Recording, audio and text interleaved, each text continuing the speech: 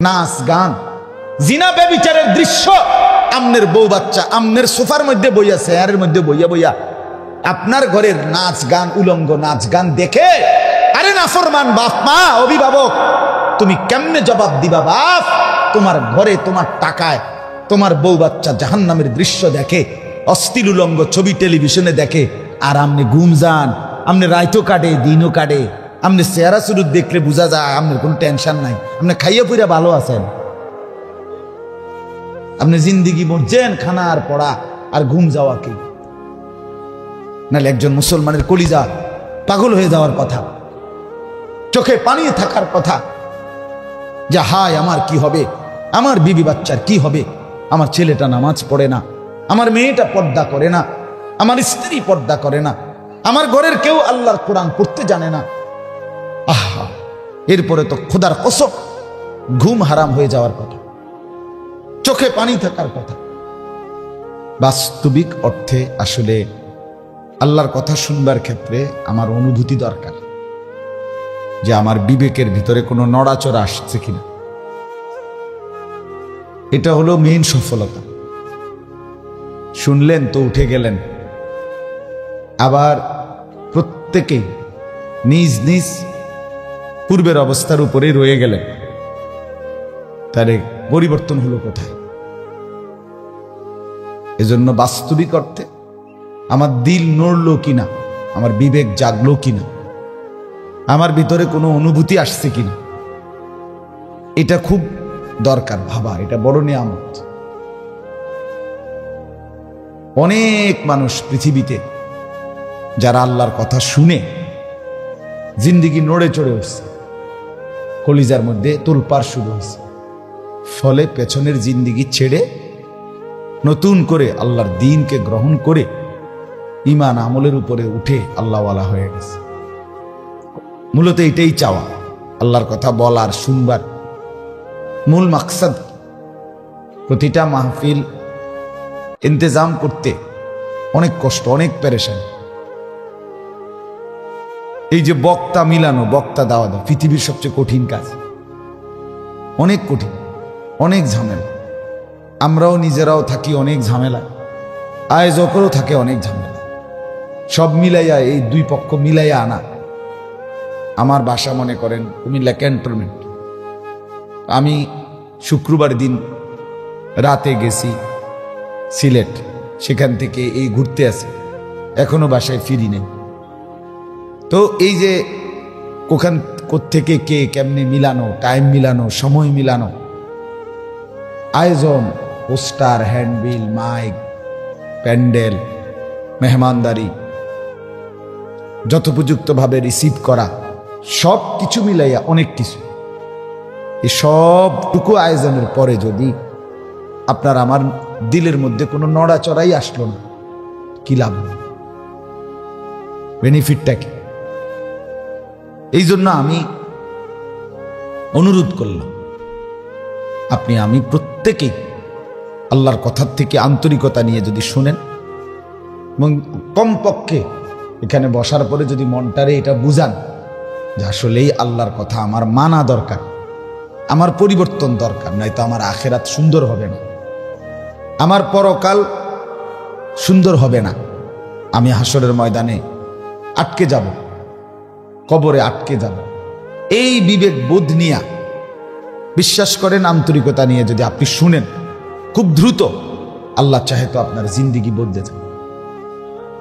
কিন্তু আপনি যদি এটাকে কিছুই মনে না করেন, এই বক্তা আইসে, বক্তা গেছে, দফা দফি, দর রে, আন রে, এই একটা সাধারণ বিষয় যদি মনে করেন, আপনি পরে বললেন যে অমুকের সুর ভালো, অমুকের জোরে স্লোগান দিছে, অমুকে খুব হুঙ্কার মারছে, অমুকে তো উড়ে এলাইছে, হ্যাঁ, এই মনে করেন এগুলো বিশ্লেষণ করলেন, তো কি লাভ হইল? ওই যে আসরের পরে যিনি ওয়াজ করছে ওনার আওয়াজ সুন্দর, জোহরের পরে যিনি ওয়াজ করছেন ওনার হুঙ্কার সুন্দর, মাগরিবের পরে যিনি করছেন ওনার সুরটা বালা, তো কি লাভ হইল? কি মানে বিনিময় কি?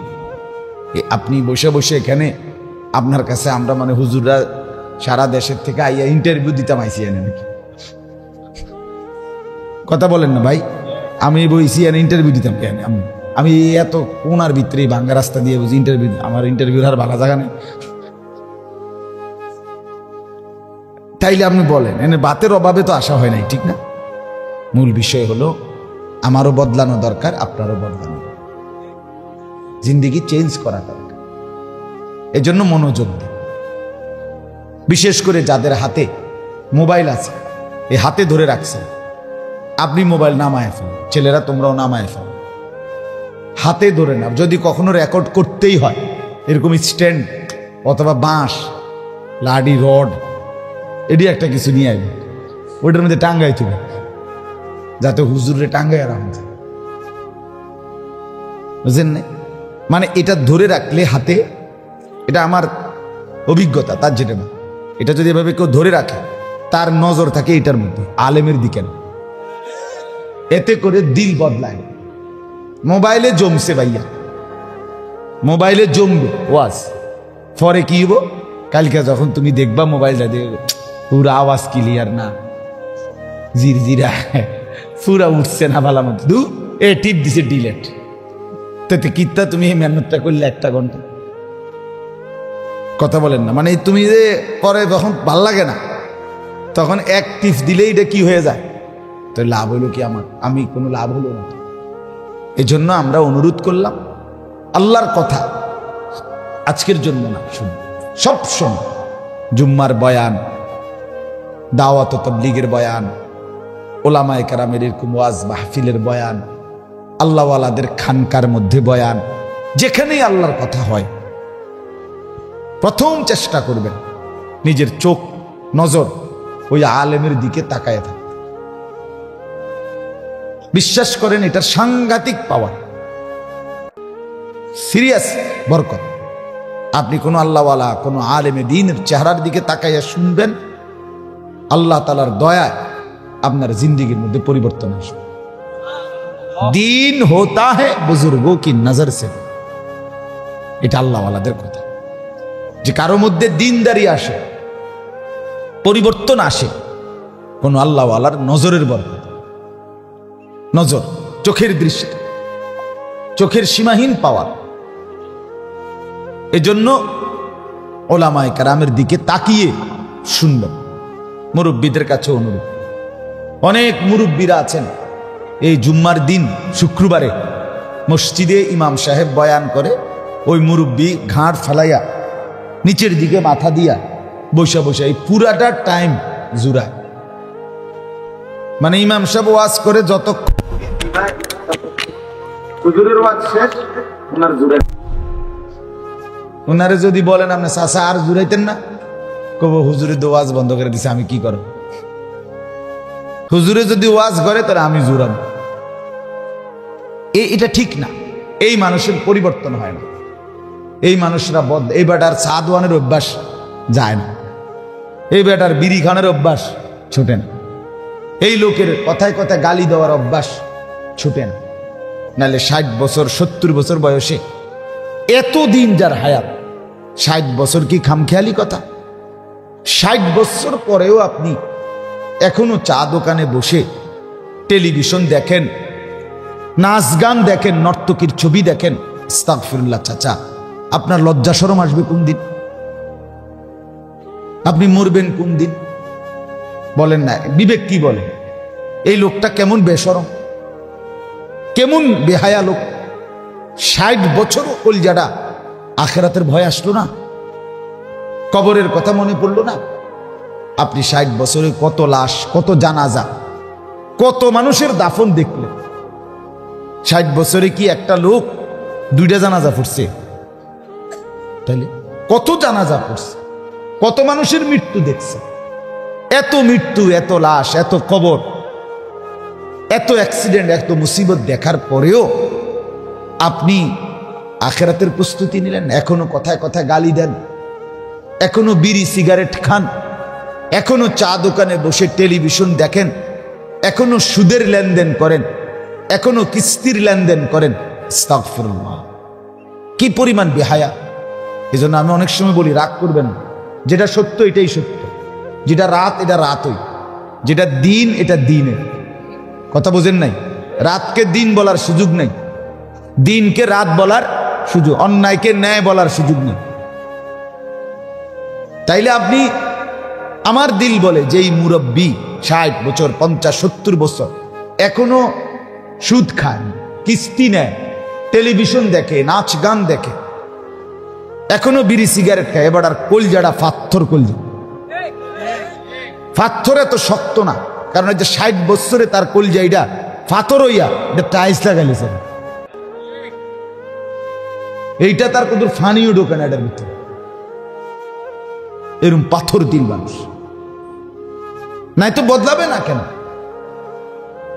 আপনি এই 50 বছরে কত নসিহত শুনলেন, এত ওয়াজ, এত নসিহত, আল্লাহর কোরআনের এত কথা, কিছুই আপনার মধ্যে কোনো অনুভূতি জাগাইলো না। আরে কি আশ্চর্য কথা না? আমার এটা মাথায় ধরে না, আমি ভাবতেই পারি না, ভাবতেই পারি। আল্লাহর নবী সাল্লাল্লাহু আলাইহি সাল্লাম, মুসলিম শরীফের হাদিস, নবী সাল্লাল্লাহু আলাইহি সাল্লাম বলেন, আ'দারাল্লাহু ইলা ইমরিইন আখারা উমরাহু হাত্তা বালাগা 60। পরিষ্কার সহিহ হাদিস, মুসলিম শরীফে নবীজি বলেন, আল্লাহ তাআলা যাকে হায়াত লম্বা করে 60 বছর পর্যন্ত পৌঁছাইছে, 60 মানে কত? 60 বছর পর্যন্ত যাকে আল্লাহ দীর্ঘ হায়াত দিয়ে, আখারা উমরাহু, তার হায়াত লম্বা করে, হাত্তা বালাগা 60 পর্যন্ত পৌঁছছে, সরাসরি নবী বলেন, এরপরেও যেই বুড়া চাচা 60 বছরে নিজেকে জাহান্নাম থেকে বাঁচাইতে পারলো না, নেক কাজ করতে পারলো না, নিজের জীবনটা সুন্দর করতে পারলো না, খোদার কসম আল্লাহর নবী বলেন, এই লোকটাকে হাসরের ময়দানে দাঁড় করিয়ে আল্লাহ তাআলা 1 সেকেন্ড কোনো প্রশ্নও করবে না, কিছু বলার সুযোগও দিবে না, খাড় করাইয়ে ফিটাল, ফেরেশতারে দাঁড় করাইয়ে বলবে, ফেরেশতারে যে সাসারে ফিট, হ্যাঁ বুড়া মিয়ারে শুধু ফিট, আড্ডিয়ে উড্ডিয়ে একদম বাইঙ্গালা ফিট। কেন? 60 বছর হায়াত পাওয়ার পরে কত রোদ, কত বৃষ্টি, কত আলো, কত অন্ধকার, কত কিছু দেখলো জীবনে, এরপরও যে গুনাহ ছাড়তে পারলো না, এই লোক পাষাণ লোক, এই লোক নির্মম, এই লোক শক্ত হারামি, এই লোক সীমাহীন পাপী, সীমা লঙ্ঘনকারী, গাদ্দার।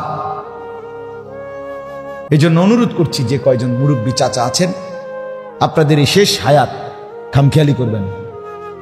এত লম্বা হায়াত পরে আপনি যদি জাহান্নামী হন, আল্লাহ না করুক, আপনি যদি নেক আমল করতে না পারেন, তাহলে আপনার আফসোস ছাড়া, বদনসিব ছাড়া, মন্দ কপাল ছাড়া আর কিছু। জিন্দেগির হিসাব কি? শেষ বয়সের কাজ কি? কোরআনে আছে। শেষ বয়সের কাজ কি কি আল্লাহ তাআলা শিখাইছে। শেষ বয়সের কাজ হলো আল্লাহর কাছে চাওয়া, রব্বি আউজি'নি আন আশকুরা নি'মাতাকাল্লাতী আন'আমতা আলাইয়া ওয়া আলা ওয়ালিদাইয়া।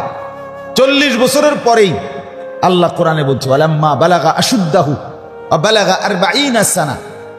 40 বছরের পরেই একজন মুমিনের করণীয় হলো আল্লাহর কাছে এই জিনিসগুলো চাওয়া। কি? 1 নাম্বার, আল্লাহ এই পর্যন্ত হায়াতে আপনি আমার উপরে এবং আমার মা বাবার উপরে যত নিয়ামত দিয়েছেন, এখন থেকে বাকিটা হায়াত আমাকে সেই নিয়ামতগুলোর শুকর আদায়ের তৌফিক দিন। এই হলো 1 নাম্বার আল্লাহর কাছে চাওয়া। 2 নাম্বার, ওয়া আন আ'মালা সালিহান তারদাহু। আল্লাহ আপনি আমাকে এখন থেকে বাকিটা হায়াত ওই সমস্ত নেক আমলের তৌফিক দেন যেগুলো করলে তারদাহু, আপনি আল্লাহ সন্তুষ্ট হয়ে যাবেন। 3 নাম্বার, ওয়া আসলিহ লি ফি যুররিয়াতি। এই পর্যন্ত আপনি আমাকে সন্তানাদি, আমারে ছেলে মেয়ে যে কয়জন দিছেন, আমার এই স্ত্রী সন্তানদেরকে ইসলাহ, পরিপূর্ণ সংশোধন, দিনদার, নেককার বানান। 4 নাম্বার, ইন্নী তুবতু ইলাইকা। আল্লাহ এই পর্যন্ত 40 বছর 50 বছর পিছনের এই হায়াত যা গুনাহ হয়েছে, নাফরমানি করে ফেলছি, আমি সব ছেড়ে দিলাম, আর করব না, ওয়াদা দিলাম, তওবা করছি, আপনি আমার তওবা কবুল করেন। 5 নাম্বার হলো ওয়া ইন্নী মিনাল মুসলিমিন, আল্লাহ আমি ওয়াদা দিচ্ছি এখন থেকে বাকি হায়াত আমি মুসলমান আপনার অনুগত বান্দাদের একজন হয়েই থাকবে। এই হলো আল্লাহর দেওয়া শিখানো। কি সুন্দর সবক বলেন। এরপরে আর কোনো কথা লাগেনি, আর কোনো ওয়াজ লাগেনি। এই 5টা কথা, এর চাইতে চমৎকার ওয়াজ আর কি হইতে পারে। আল্লাহ উপদেশ দিছে একজন বয়স্ক লোক 40 বছরের পরেই তার করণীয় আল্লাহর শুকর আদায় করা, নেক আমল করতে থাকা, সন্তানাদির দ্বীন ইমানের জন্য চেষ্টা করা, গুনাহ থেকে তাওবা করা, নিজেকে মুসলমান আল্লাহর অনুগত হিসেবে বাঁচিয়ে নেয়। আমাদের মুরব্বীরা, বয়স্ক মানুষরা, বাপ চাচারা কয় শেষ বয়সে কি অবস্থা চাচা, কিটছেন এই পর্যন্ত জীবনে মিললে সারা এই 60 বছর। আল্লাহর রহমতে আমনগর দোয়ায়, 10-এর দোয়ায় 3 গা ফুট বিদেশ ফেলাইছি হুজুর। আল্লাহর রহমতে 10 জনের দোয়ায় 60টা মাইয়া বিয়ে দিছে। এই লো হেবটার অর্জন, মানে ওনার 60 বছরের খোলাসা। একখান ঘর করছি, 4টা রুম, ভিতরে 2টা বাথরুম, এই ঘর করছি। ওই শহরে মেইন রোডের লগে কিন্তু জায়গা কিনছি, ব্যাংকে আল্লাহর রহমতে 2-4-5 লাখ টাকা জমাইছি। 1 সেট সোফা বানাইছি, 2টা আলমারি বানাইছি, 3টা খাট বানাইছি, 2 ডজন কাছের ফিলিট কিনছি, নুনের বাড়ি কিনছি 4টা, 4 কাপ কিনছি 1 ডজন। কাহিনী কয় হেবটা, মানে ইচ্ছা কয় হেবটা এডি করছে। আমনে চাচা এই দিনই আপনি হিসাব দিলেন, আপনার এই 60 বছর লাগাইয়া 70 বছরে বুঝি খাট, পালং, সোফা, ফার্নিচার, দালান, বিল্ডিং, ইট, বালু, সিমেন্ট, ফাঙ্গাস, তেলাপিয়া, এই দৈন্যতা, কাঁচামরিচ, এটি হিসাব বলেন একজন মুসলমান? এই হিসাব হাসি না, আপনি বলেন না ইনসাফ। আপনি অধিকাংশ মুসলমান শুনেন এগুলোই বলে, এগুলোই বলে, এগুলোর হিসাব দেয়। এটা তো মূল বিষয়। মূল বিষয় হলো 3টা ছেলে যে আপনার 3 জন নামাজ পড়ে, তো এটা কর। 3 জনে কোরআন শরীফ পড়তে পারেনি, এটা কর। আপনার যে 4টা মেয়ে 4 জন পর্দা করে, তো এটা বলে। আপনার 4টা মেয়ে যেখানে বিয়ে দিছেন ওই বাড়ির মধ্যে পর্দা পুশিদা করে, টেলিভিশন, নাচ গান, নর্তকীর ছবি, জিনা, ব্যভিচারের দৃশ্য এগুলো দেখে না, এটা বলে।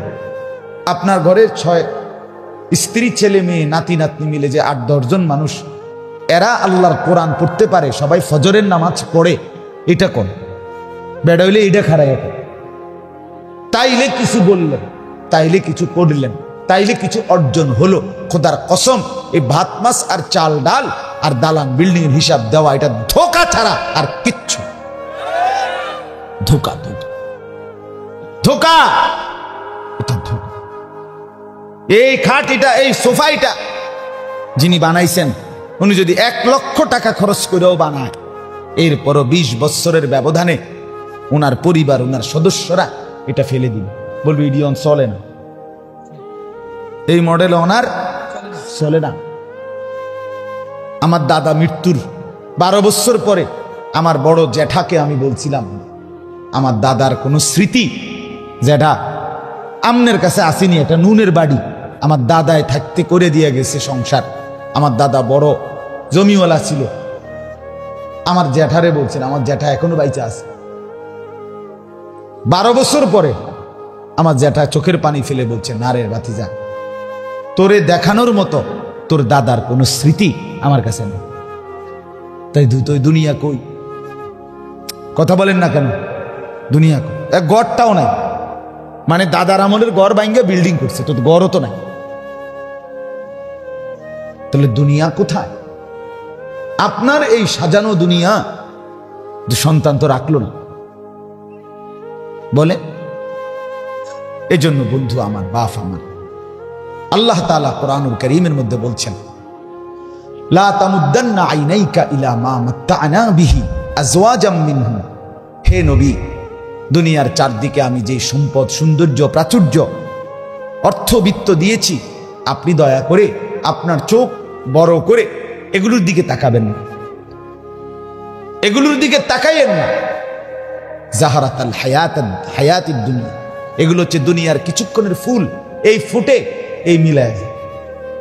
ফুল যত সুন্দর হয়েই ফুটুক না কেন, সন্ধ্যা হলে 2 ঘন্টা 5 ঘন্টা 6 ঘন্টা পরে সেই ফুল মলিন হয়ে যায়,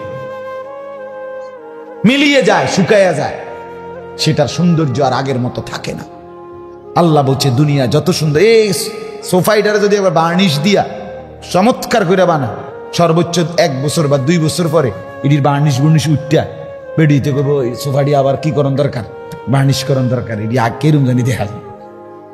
দুনিয়া টিকে না, দুনিয়া টিকে না, দুনিয়া দোস্ত থাকে না। আল্লাহ বলছেন আপনি অতএব দুনিয়ার দিকে নজর দিবেন না। এরপরের আয়াতে আল্লাহ নবীকে বলছে তো আপনি কি করবেন, স্ত্রী সন্তান পরিবারের জন্য কি করবেন। খোদার কসম, কোরআনের আয়াত, আল্লাহ বলছেন ওয়ামুর আহলাকা বিসসালাম, হে নবী বরং দুনিয়ার এই অর্থ সম্পদের দিকে না তাকাইয়া, দালান বিল্ডিং এর পেরেশানি না কইরা আপনি আপনার পরিবারের সদস্যদেরকে বিসসালাতি, নামাজের আদেশ করুন, নামাজের আদেশ করুন।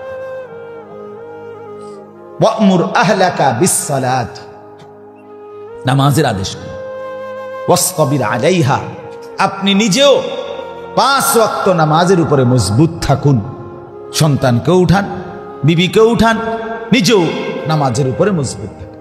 লা নাসআলুকা রিজকা, আপনি এবং আপনার পরিবারের রিজিক, খাদ্য পানীয় দেওয়ার জন্য আল্লাহ বলছে আমি আপনার সাহায্য চাই না।